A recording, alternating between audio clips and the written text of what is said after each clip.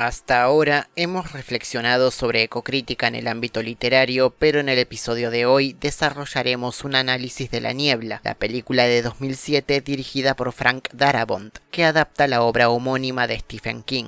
Esta transposición es un caso muy particular, ya que no solo es altamente fiel al material original, sino que el final de la película ha sido considerado por el propio King como superior al de la obra literaria. Quiero recapitular algunas cuestiones que he mencionado en los últimos episodios del canal. Por un lado, subrayar que la ecocrítica no se trata de identificar las representaciones de lo que llamamos naturaleza en la obra de arte, sino de analizar cómo se describen las relaciones entre el sujeto y el medio ambiente. Por otra parte, distanciarme de los modos de leer que se preocupan por predicar verdades universales de aquello que podríamos llamar la naturaleza humana, lo que sucedió con Frankenstein de Guillermo del Toro, donde muchos espectadores coinciden en que el hombre es el verdadero monstruo. En gran medida podemos estar de acuerdo en que tanto la novela corta de 1980 como la película de 2007 e incluso la serie de 2017 desarrollan una historia donde el horror no es tanto la amenaza sobrenatural que acecha desde el exterior, sino lo que sucede en el interior de una sociedad aislada del resto del mundo que sucumbe a la locura y a la violencia, siendo capaces de cometer actos crueles e irracionales. En este episodio quiero ensayar una perspectiva diferente,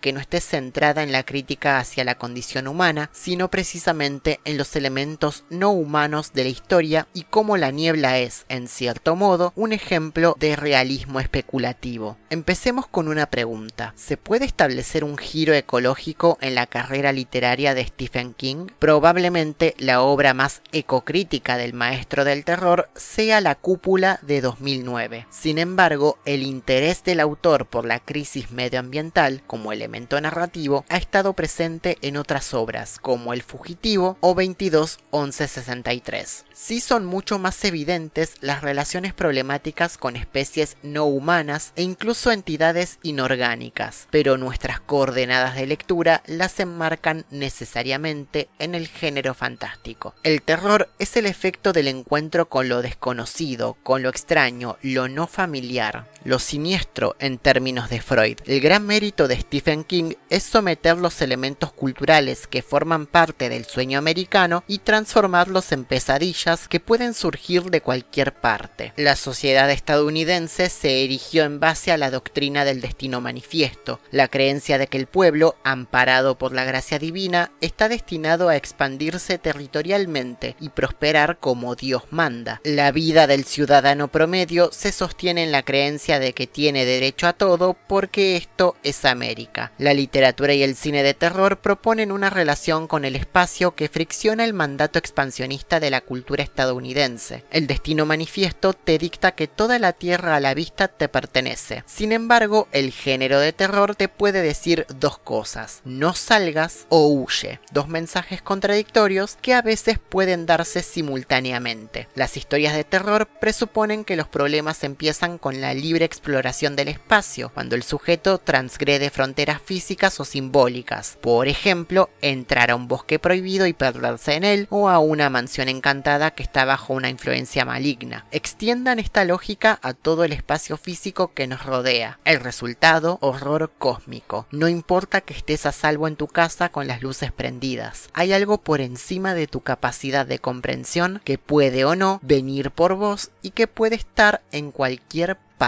Una cosa es tener miedo de un monstruo que puede estar oculto en una guarida marcada en un mapa. Otra cosa es tener miedo de algo que no sabes qué es ni de dónde viene. La sociedad estadounidense desarrolló una topografía cultural donde cada elemento está al servicio del habitante del territorio, pero cuando el territorio deja de responder a tus saberes sobre él, cuando la relación entre realidad y conocimiento se rompe, amanece el caos. El realismo especulativo es un movimiento filosófico contemporáneo que, a grandes rasgos, defiende la idea de una realidad independiente del pensamiento humano. Sus exponentes son muy reducidos: Ray Brassier, Ian Hamilton Grant, Graham Harman y Quentin Millesox, el autor que voy a citar directamente para explicar esta corriente. Para detallarlo de manera hipersimplificada, volvamos a la alegoría de la caverna de Platón. El filósofo griego creía que si uno se propusiese salir de la caverna, descubrirían el mundo verdadero fuera de las sombras que significaban la verdad para los prisioneros. Ahora, imaginen que ustedes están saliendo de la caverna. A medida que avanzan hacia la salida, advierten que hay cada vez menos luz, menos temperatura e incluso menos gravedad. Es decir, mientras más se alejan del interior, la realidad es menos estable y más incomprensible, de tal manera que al salir no se encuentran con el exterior como imaginaban que ocurriría, sino con el hipercaos. Según Alain Badiou, Milesox propone una alternativa filosófica diferente al criticismo, al dogmatismo y al escepticismo. En vez de explicarlo desde lo teórico, utilizaremos la niebla para graficar esta cuestión. Frente a la realidad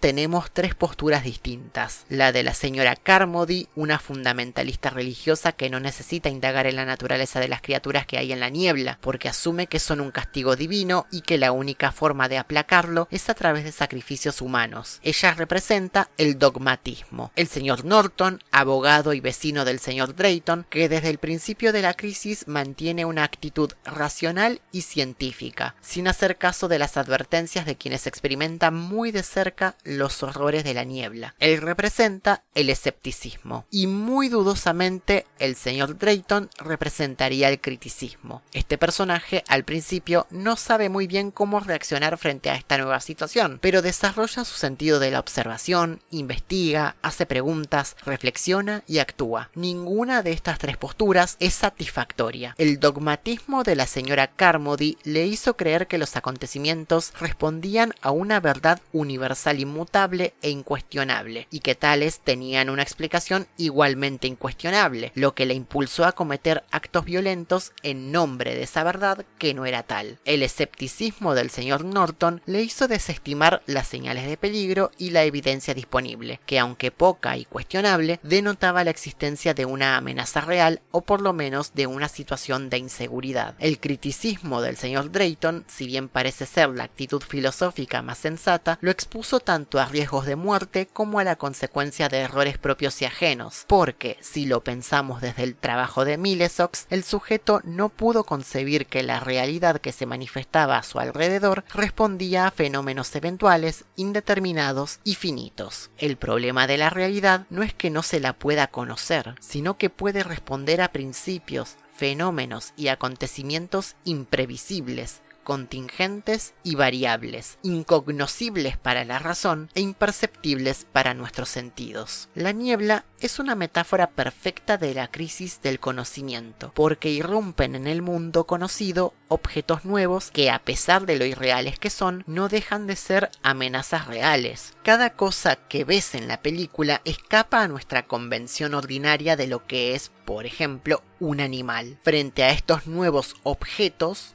o sujetos, o lo que sean, ni la señora Carmody ni el señor Norton se comportan de manera responsable y no aportan ningún conocimiento nuevo. Arman comunidades a su alrededor, místicas o racionales, pero los consensos a los que logran llegar no se fundan en una actitud acorde con su contexto. A ver, son personajes de una película de terror, no les voy a pedir que escriban una tesis sobre los monstruos que los persiguen, pero sí quiero hacer notar que el argumento de la niebla se sostiene en el hecho de que ninguna comunidad prospera, ningún sujeto dentro del mercado es capaz de asimilar la realidad de un universo transformado, y lo poco que saben se sostiene en base a especulaciones. Hay un universo prehistórico Lovecraftiano en las puertas de nuestras casas, una fauna procedente de un mundo ignoto de millones de años de antigüedad como el nuestro, con la diferencia de que allí no hay una especie organizada en civilizaciones semejantes a las del Homo sapiens, o por lo menos no parece haberlo. Un mundo que existe sin pensamiento, ordenado sobre los pilares del caos. Establecer un sistema de correlaciones uniformes para explicar las transformaciones del mundo es inútil, porque precisamente los principios con los que decimos establecer las leyes naturales están pautados desde la razón humana, a la medida del conocimiento del hombre, ignorando las fuerzas extrañas e indecibles que condicionan los fenómenos que se producen en el cosmos. Dicho todo esto, ¿cómo esta corriente filosófica llamada realismo especulativo puede incidir en la ecocrítica y en lo que entendemos por ecología? Nuestra relación con el medio ambiente es antropocéntrica, es decir, nos empezamos a preocupar preocupar en serio por la crisis climática solo cuando vimos sus efectos en el orden económico de las sociedades capitalistas. Sin embargo, otras formas de pensamiento, como las de las sociedades indígenas de Abya Yala, ya insistían en mantener una relación equilibrada con el entorno. Uno de los aspectos más interesantes de la niebla es cómo el espacio del mercado se transforma en territorio salvaje, entendiéndolo como un espacio donde las leyes de la civilización entran en suspenso. Esto nos puede hacer recordar a la idea de civil y barbarie previamente enunciada para pensar la obra de Mariana Enríquez. Sin embargo, acá comienzan a evidenciarse los límites de la idea de civil y barbarie. Esta palabra propone la fusión de la civilización y la barbarie. Mejor dicho, plantea la eliminación de la frontera que separa las dos cosas. Los dos términos comparten una relación de mutua exclusión. La civilización es lo que la barbarie no es, y la barbarie es lo que la civilización no es. No hay un tercer término, no hay nada intermedio ni alternativo a la civilización